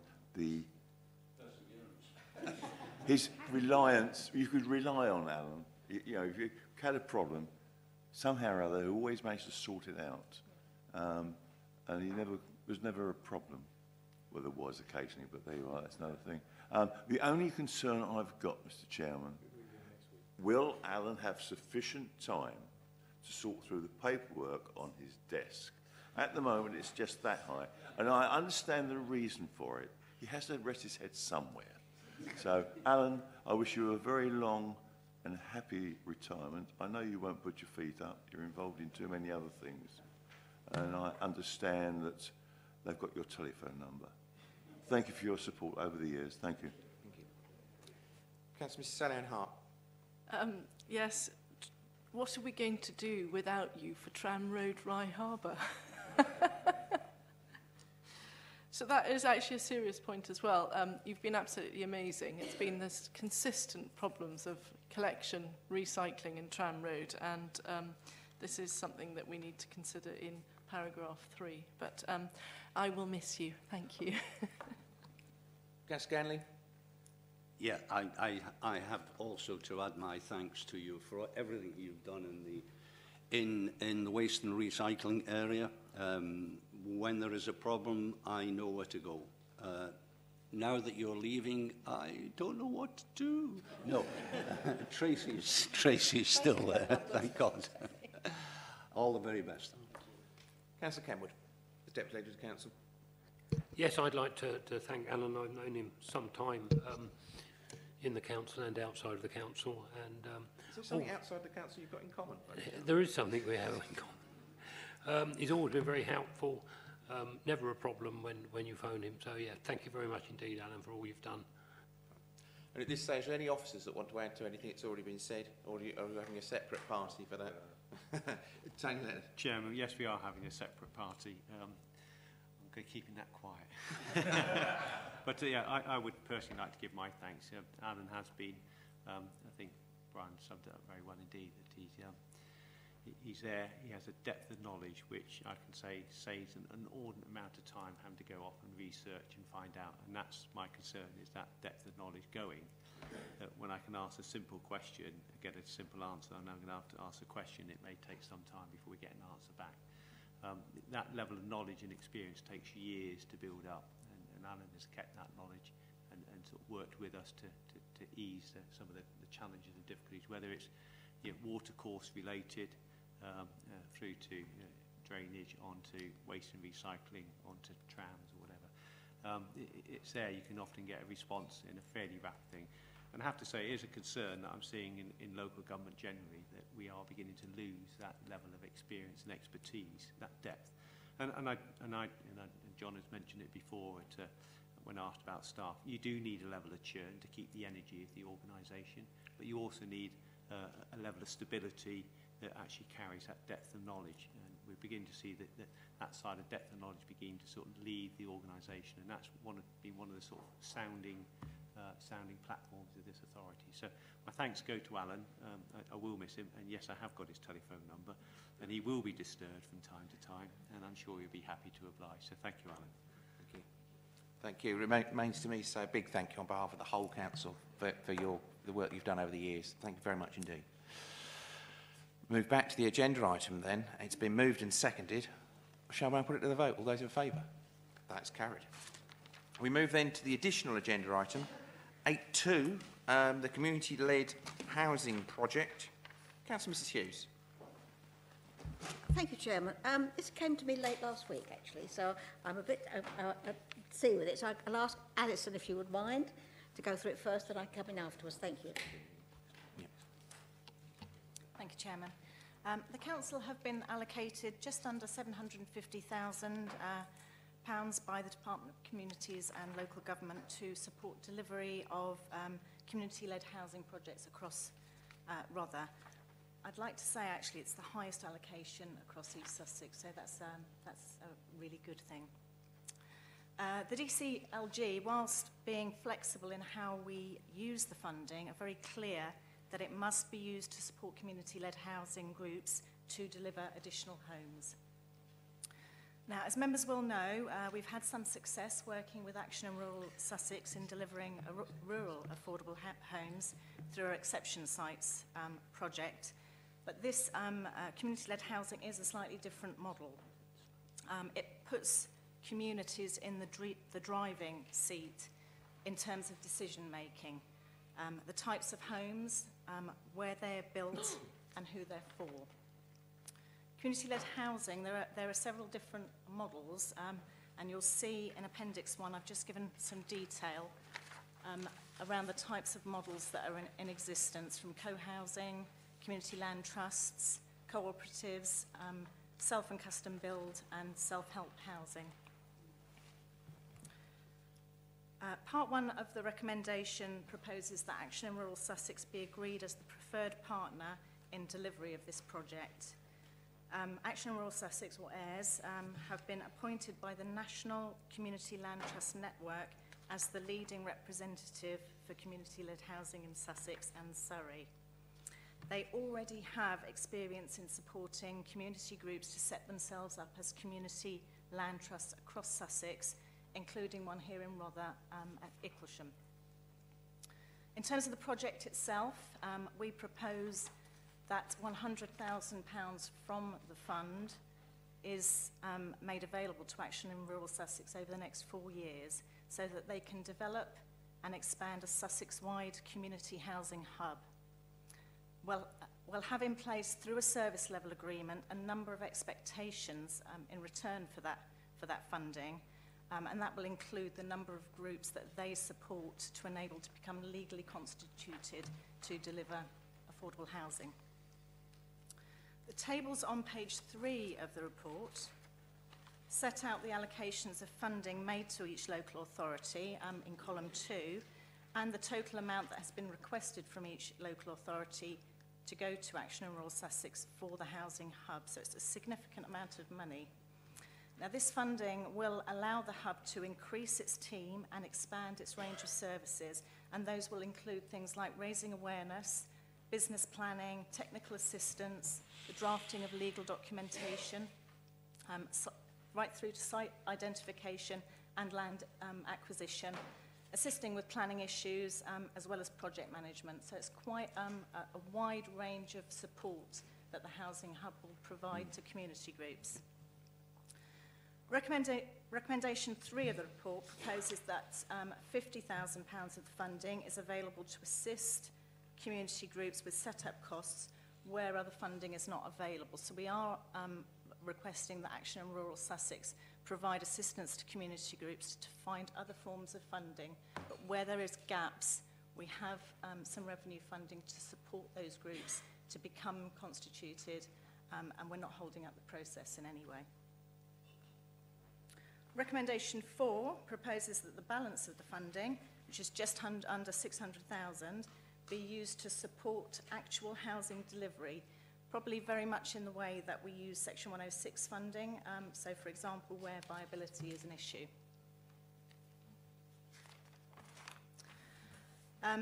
This funding has been allocated to us, to local authorities that have been particularly affected by second home ownership. It's been funded through second homes stamp duty money, and there will be further funding available, but the DCLG will look at how successful we are with this project. So we're very keen that we work with Action in Rural Sussex as a partner, because they have a very good level of experience and knowledge in not only working with rural communities, but in terms of delivering rural affordable housing and in community land trusts and forming this hub. I'd just finally like to add that really this is a really good opportunity for the Council to support local communities to be directly involved in delivery of additional affordable housing across Rother, and I'm happy to answer any questions. Thank you very much indeed. Councillor Ian Hollidge, second. Thank you, Mr. Chairman. Officers to be congratulated here, and it could be partly due to the work that you've been doing over the last 2 years with the local strategic partnership, and because it's been about housing and homes. And the Action in Rural Sussex gave a very good presentation at the last meeting that we had. So yes, it was. It's to be welcome, and it's a shame that the public aren't here to see the good work that's being done here. Because absolutely. Yes, Mr. Hughes. You've seconded and you're happy. That's good. I'm moving it, actually. No, it's quite right. I mean, quite frankly, every time I see something come up, Alison rang me Friday afternoon and she said there was money involved. I went, we got money at last. It's fantastic to think we have a method of getting something in our rural areas, and Action in Rural Sussex are the way to go. I'm thrilled with this. I'm very, very happy to move this. Thank you. I note from the tables that we've got a lot of money. We've done well. I noticed that Hastings have got an allocation of 244,000, but as a local authority they're not taking part. How does that impact the schemes if they're not actually taking part, so they're not actually bringing any funding to the table? We've been in negotiations with Action in Rural Sussex and all of the local authorities for some time, so what we're left with here in terms of total funding is what is required to make the housing hub viable. I think Hastings took the view that it was a fairly small allocation that they had, that they don't have any particularly rural areas, that Action in Rural Sussex would have any expertise in terms of delivery. So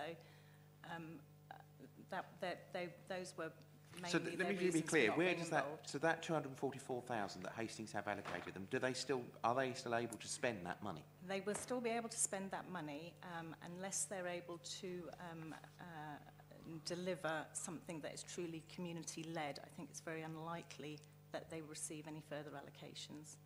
Okay, that's useful clarification. Councillor Jenkins. Very much indeed, Chairman. As a rural member, obviously I welcome this particular proposal. I think it's absolutely fantastic, particularly when you're homing in on affordable housing. Yet to be defined, actually, affordable housing, but we'll assume that it's a reasonable cost. The subject recently was raised by Tim Hickling, though, about our land supply. And we can have a marvellous project like this, but at the end it does come down to land supply. So I push that back, if I may, as a question to you. I was out on Saturday morning with the chairman of one of my parish councils, and where there is a fairly substantial indication of an area of land within this particular district that potentially might go to housing.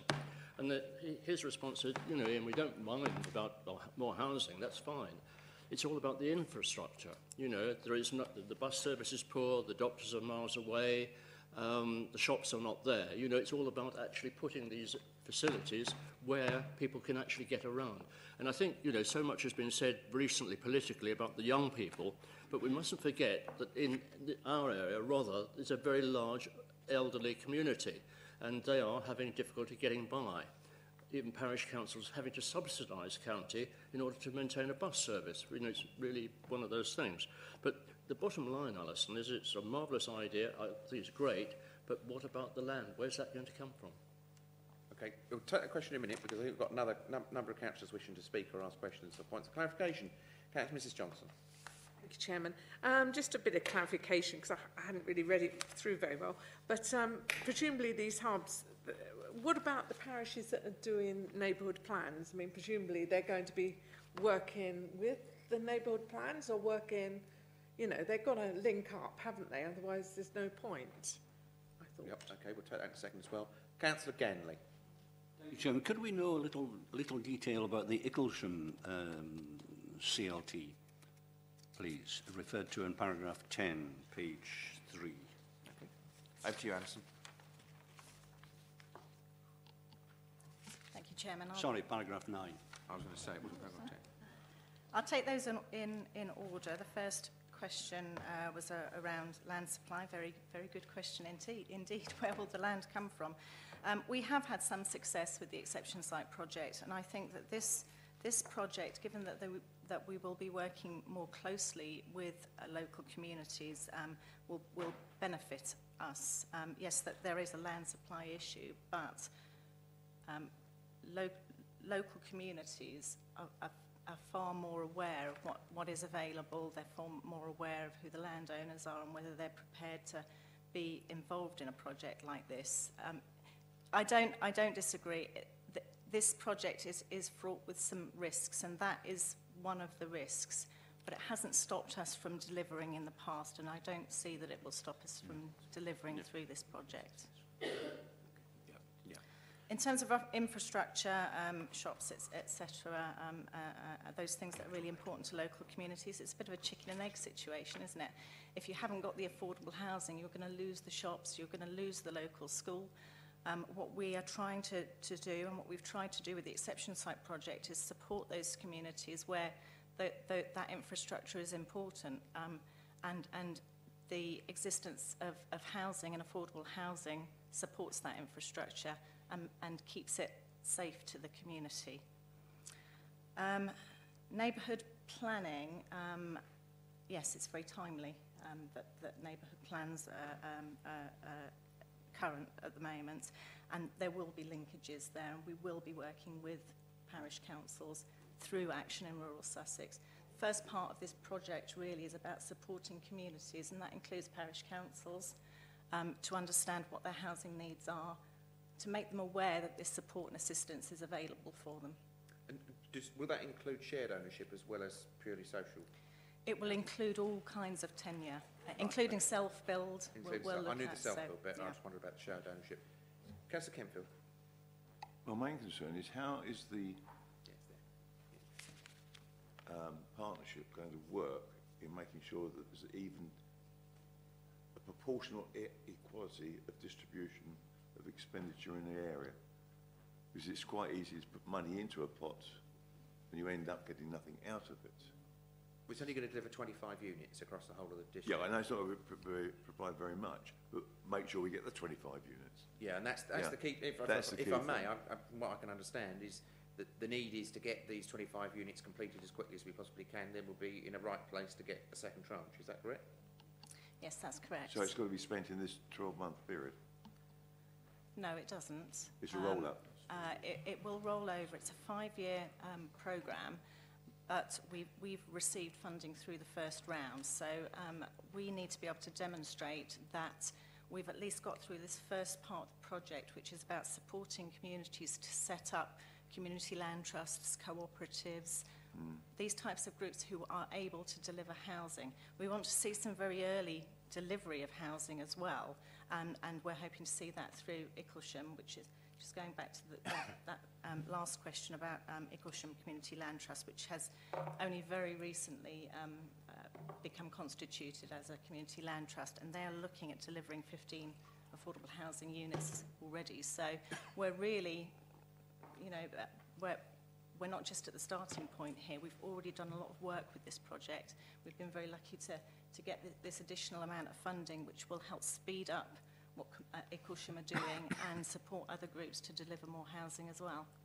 I hope you can go forward with the self-build, especially in the parishes where there's a group, maybe 2 or 3 people who want to do a self-build, but the biggest problem is A, getting the land, B, is financing the purchase of the land, and after that they can work their way through themselves.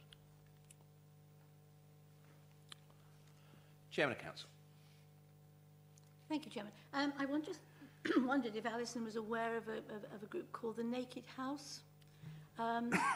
Enfield Council introduced this, and I'm afraid I haven't got all the finer points, but what they do is produce a shell of a house which has all the facilities laid on, and people can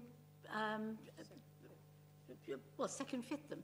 And I believe there may be even some plans down the line for IKEA, for example, to produce walls and all the internal fittings. But what I mean, do they come with instructions? It comes as a kit.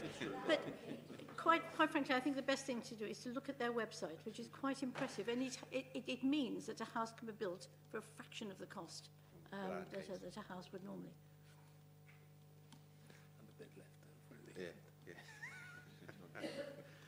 Councillor Jenkins. Thank you very much indeed, Chairman. Just following on from my earlier point, obviously, again, we were informed recently by Tim Hicklin about our housing numbers being slightly less than probably we ought to be having.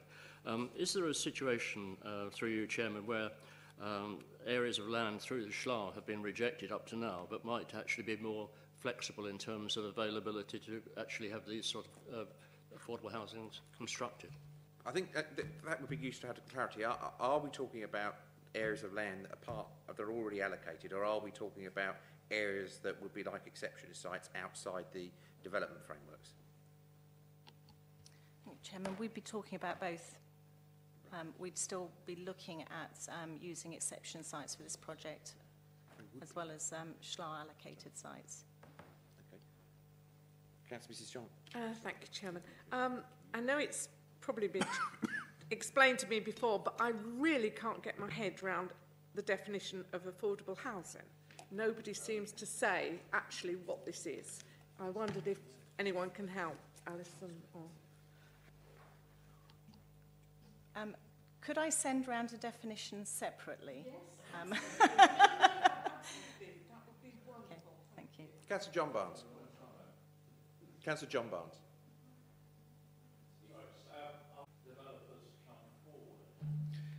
What we do need to do is to move, this is a relatively small number of houses we're going to achieve.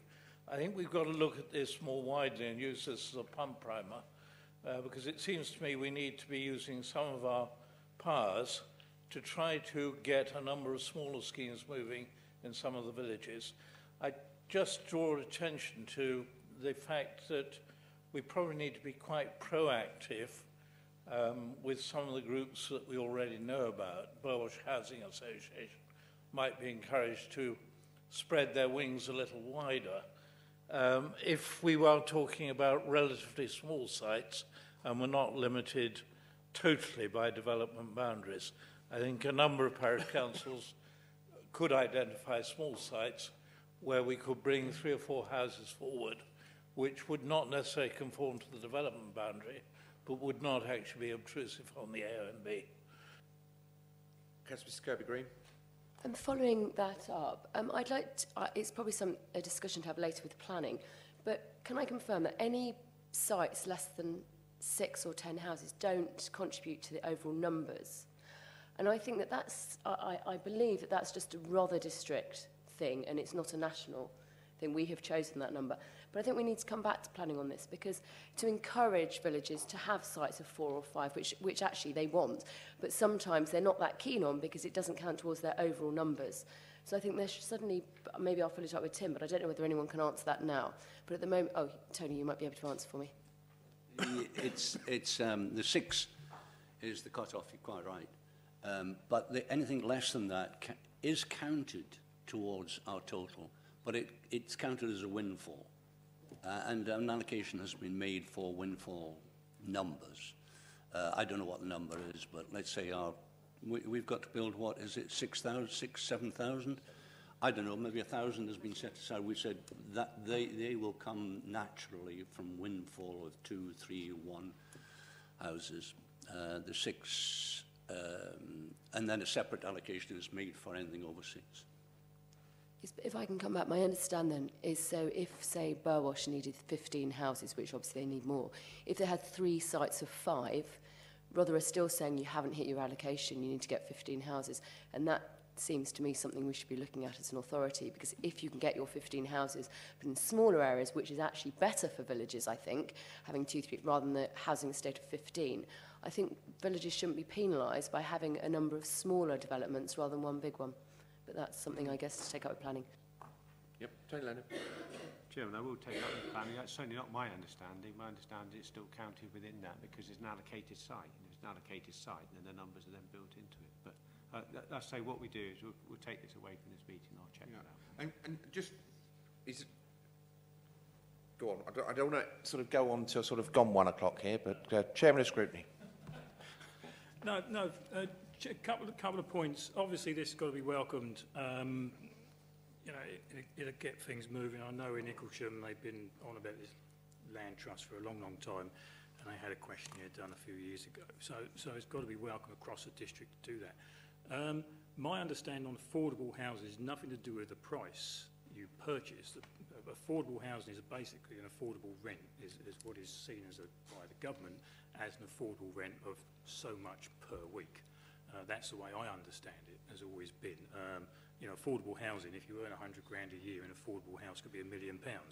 If you only earn 20 grand a year, then an affordable house is 150, but you won't ever buy anything for 150 grand because they're all 250. So it's nothing to do with the sort of purchase price. So I think, and I think a good way forward, if we got exception sites, which can be developed, if we could encourage people to go down the self-build route, they would save themselves a stack of money and get something built what they wanted to. And it'd be better off all round. Plus, I think Councillor Kirby-Green might be slightly confused on in the countryside area. I think it's 5 or 6 units. You can build 5 or 6 units before you have to provide any low-cost housing. So that's why you might end up with sites where someone says, I can build 5, and then they have all the 5 sites for themselves to sell as a spec build, as opposed to if you had a larger site and you wanted to build 15, you'd have to give over probably 4 or 5 plots to the self-build sector or somebody else. So you've got to then tie up with how much you pay for the land, because obviously a third of the plots aren't worth anything to you. I think clearly there are a lot of questions from members and a lot of clarity required, and it might be, we've got a scrutiny committee, I know where it's coming forward later in the year, it might be worth taking it there. And in terms of the parish conferences, I just want to be convinced that all of the parishes understand what would be entailed by a community land trust and how that interfaces with what we've done in the past in terms of exception sites, because we know that in the past, and again, I'm going to be a little bit careful what I say because of my own experience, but there are some sites that are very acceptable and some sites that just don't run, and parish councils don't necessarily consult widely before they embark on an exception site that might actually be not very well received in the local community. So again, it's just, I think this is again another opportunity to actually work with parish councils to achieve both their and our aspirations in terms of delivering low-cost housing. But I would just be mindful that there will be many parish councils, especially if there are a number of hoops to jump through, and again, it's about the ease of how one sets up a community land trust. There may be those that need to be gently taken through the process rather than this is what you can do and then the clerk just files it. I don't know if you want to, I'm not suggesting you can immediately answer for all the parish councils of Rother, but we know that there are those parish councils that would embrace this as an opportunity. There are those that would just park it. Yeah, absolutely. Chairman, I think I do appreciate this is a late report. That's partly my fault because I wasn't around much last week. So can I just suggest that this is money that's been given to us by government. They've given us quite a steer on the way we apply it. I think there are many other models that could come forward in the future. I think critical for this is us to be seen to be doing something quickly and delivering on that, because I see this is something which could lead to more funding that come in. Now, Rother has I wouldn't say an excellent, but it has a good track record of delivering exception sites and working within the communities. Heirs are very supportive of this and working with us, so I see this as a means of going forward. And I suspect that a number of members, as was identified on the back with the types of community-led housing, there will be different models adopted as we go through it around the various parish and town councils on that basis. So I see this as a project that we move forward on and move forward on quickly, but we keep a very keen interest in it because it might actually lead to a lot of other things into the future. Right, thank you very much. I shall put it to the vote then. All those in favour? That is carried. Thank you very much indeed. Can I ask members just to stay behind? Just a couple of matters I want to discuss.